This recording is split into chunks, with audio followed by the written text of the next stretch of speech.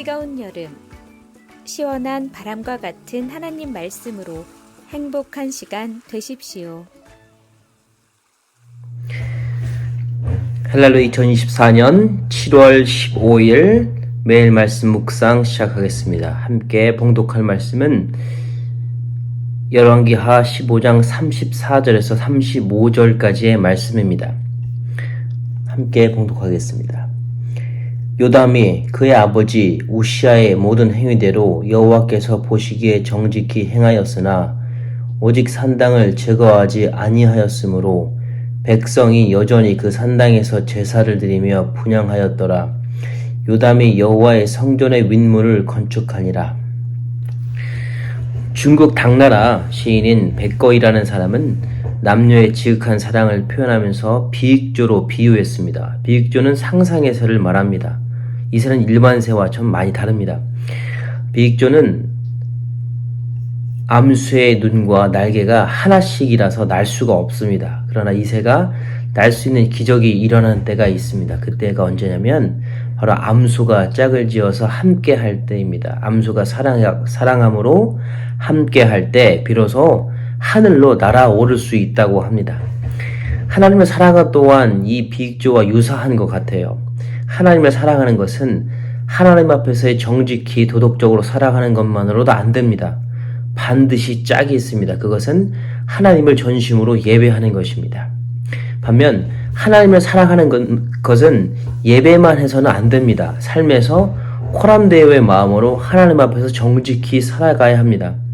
전심으로 예배를 하는 하나의 예배의 날개, 그리고 하나님 앞에 정직히 살아가는 코람데오의 날개가 함께 할 때 비로소 하나님 향한 사랑이 완성되고 하나님께 아주 높게 날아오를 수가 있는 것이죠.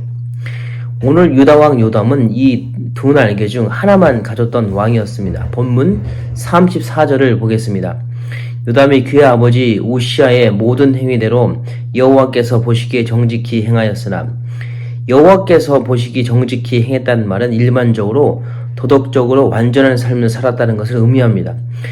요담의 아버지 우시아는 유다 왕국의 10대 왕입니다. 성경에 따르면 우시아는 솔로몬과 다윗의 시대처럼 유다의 황금기를 가져온 왕이라고 묘사합니다. 물론 말년에 제사장만이 할 수 있었던 분향하는 일을 자신이 행함으로 문둥병에 걸려 죽기까지 별궁에 거하기도 했습니다. 그러나 이를 제외하고서 우시아는 하나님 보시기에 정직히 행했던 왕으로 성경은 묘사하며 오늘 요담 또한 아버지와 같이 행했다고 말합니다. 그런데 본문 35절이 말하는 것처럼 요담 또한 아버지 우시아와 같이 한 가지 실수를 하게 됩니다. 다른 말로 하면 하나님을 사랑하는 두 날개 중 하나를 가지지 않은 것이죠. 그것은 예배의 날개입니다. 35절입니다. 오직 산당은 제거하지 아니하였으므로 백성이 여전히 그 산당에서 제사를 드리며 분향하였더라. 요담이 여호와의 성전의 윗문을 건축하니라. 35절을 제가 읽어드렸습니다. 요담은 아버지 우시아, 아사랴라고도 부르는 우시아를 따라서 여호와 앞에서 정직히 행했습니다. 코람데오의 날개를 가지고 하나님께 나아간 것이죠. 그러나 아버지 우시아와 마찬가지로 예배의 날개를 가지고 있지 않았습니다. 본문에서 말하는 산당은 우상들에게 제사를 드렸다는 것입니다. 삶은 정직히 살았으나 예배는 우상에게 했던 요담은 분명 하나님을 사랑하는 데 필수 조건인 또 하나의 날개인 예배의 날개는 없었습니다. 그렇기에 요담의 삶은, 신앙은 온전했다고 볼 수 없을 것입니다. 전에 전도에 열정이 있어서 제가 노방전도를 자주 했던 적이 있었습니다. 전도를 하다 보면 만나는 부류의 사람들이 있었습니다. 하나님은 없다. 하나님을 잘 안 믿어도 잘 산다. 상처를 받고 교회를 나가고 있지 않다 등등. 제가 전도를 하면서 참 다양한 사람들을 많이 만나봤던 것 같습니다. 교회 안에도 물론 있습니다. 그 중에 자주 만나는 부류가 있었습니다. 이런 사람들이었습니다. 나는 도덕적으로 잘 살고 있다. 법 없이도 사는 사람이니 하나님도 아실 것이다. 그러니 나는 예배는 나가지 않아도 된다. 절반은 맞지만 절반은 틀린 말입니다. 근데 절반이 틀린 것이 50점을 의미하는 것이 아니라 빵점을 의미하기 때문에 문제가 됩니다. 왜냐하면 예배를 제외하고서는 우리는 예수를 믿는 것이 아닙니다. 예배 없는 도덕적 완전함이 우리의 구원을 확증해 주지 않기 때문에 그렇습니다. 예배는 우리 신앙의 근본입니다. 예배를 빼고서는 우리가 크리스찬이다, 하나님을 믿는다, 예수를 믿는다라고 말할 수 없습니다. 그리고 이 예배를 통해서 만난 하나님을 통해 우리의 도덕적 삶의 근간이 세워지고 이를 붙들고 살아가는 것이 신앙적 원리입니다. 반면 도덕적으로 잘 살기 때문에 예배 없이도 크리스천이 된다는 말은 어불성설입니다. 반대로 예배를 잘하고 있으니 도덕적 삶을 살지 않는 것 또한 올바른 크리스천이라 말하기 어려울 것입니다. 우리는 이 두 날개가 꼭 있어야만 합니다. 하나님을 향한 예배, 그리고 하나님 앞에서 정직히 사는 코람데오의 삶, 이 예배, 이 날개.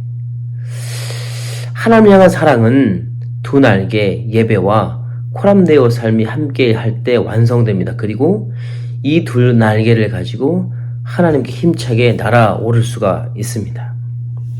히브리서 12장 4절 말씀입니다. 너희가 죄와 싸우되 아직 피 흘리기까지 대항치 아니하고. 사도 바울은 우리가 죄와 피 흘리기까지 싸우라고 부탁하고 있습니다. 아니, 도전하고 있습니다. 우리의 죄된 본성을 거스려서 도덕적인 완전함에 이르고 하나님이 기뻐하시는 삶을 살아가는, 하나님 앞에서 정직한 삶을 살아가라고, 피와 죄와 피 흘리기까지 싸우라고, 그렇게 살아가라고 우리에게 도전하고 있는 것이죠. 요한복음 4장 23절에서 24절 이렇게 말합니다. 아버지께 참되게 예배하는 자들은 영과 진리로 예배할 때가 오나니 곧 이때라. 아버지께서는 자기에게 이렇게 예배하는 자들 찾으시느니라. 하나님은 영이시니 예배하는 자가 영과 진리로 예배할지니라. 아멘. 하나님 또한 반면 예배하는 자를 하나님은 찾으신다고 합니다. 하나님은 우리를 구속하신 이유, 구원하신 이유 또한 우리가 하나님을 예배하기 위해서 하나님은 우리를 부르셨다고 성경은 말하고 있습니다. 그리고 이렇게 신령과 진정으로 하나님을 예배하는 사람을 하나님은 찾으시고 기뻐하신다는 것이죠.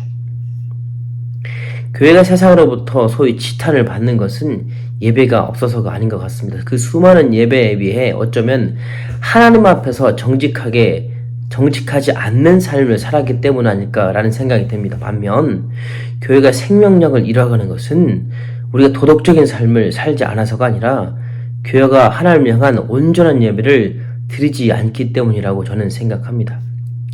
하나님 앞에서의 정직한 삶은 예배를 통해 하나님을 만난 감격을 살아가는 것이 되어야 합니다.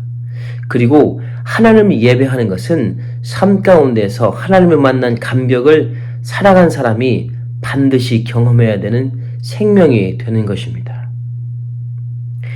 예수를 믿는다면 예배할 수밖에 없고, 예배 가운데 만난 하나님으로 인해서 우리 삶이 전인격적으로 바뀌어지는 역사, 즉 하나님 앞에서 온전히 정직하게 살아가려는 그 삶의 몸부림이 있다라는 것입니다. 반대로 삶의 하나님 앞에서 정직히 살아가는 이 모습을 통하여서 우리가 참된 크리스찬임을 스스로 증명해낼 수 있는 계기가 될 수 있다라는 것이죠. 이 두 날개가 우리는 반드시 필요합니다. 오늘 하루도 하나님을 향해서 우리 모두가 힘껏 날아올랐으면 좋겠습니다. 하나님을 향한 예배의 날개, 신령과 진정으로 드려지는 이 예배의 날개, 그리고 하나님 앞에서 정직히 살아가는 코람데오의 날개, 이 두 날개를 가지고 하나님 앞에 사랑을 증거하며 그리고 하나님께 힘차게 날아오르는 우리 모두가 되기를 주님의 이름으로 축복합니다. 기도하시겠습니다. 하나님 아버지 감사합니다. 하나님은 우리에게 삶 가운데 완전하라고 말씀하십니다. 그리고 예배 가운데 신령과 진정으로 하나님께 예배로 드리라고 말씀하십니다. 하나님, 이 둘 중 어느 것 하나도 우리가 내려놓지 않게 하여 주시고 이 두 날개를 붙들고 이 두 날개를 가지고 하나님께 날아오르는, 그러면 하나님께 우리의 사랑을 증거하는 복된 인생 되길 소망합니다. 그러므로 말미암아서 하나님, 우리가 사람들에게 또한 하나님의 사랑을 증거할 수 있는 하나님 나라의 대사로 살아갈 수 있도록 도우시고 역사하여 주옵소서. 감사합니다. 예수님의 이름으로 기도했습니다. 이 시간 함께 기도하길 원합니다. 먼저는 미국과 한국을 위해 기도하길 원합니다. 나라의 지도자들이 하나님의 경외하여 지혜와 분별력을 갖도록 진영 간의 갈등이 사라지고 정치, 경제, 외교 등 안정될 수 있도록. 두 번째로는 세계 선교를 위해 기도하기를 원합니다. 교회가 섬기는 선교사님들의 안전과 건강을 지켜주십시오.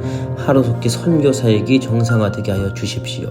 마지막으로는 선교사님들을 위해 기도하기를 원합니다. 김영섭 차드 선교사님, 김재문 요르단 선교사님, 이홍래 알래스카 선교사님, 김영수 브리짓 미니스트리 선교사님 위해서 함께 기도하길 원합니다. 기도하시겠습니다.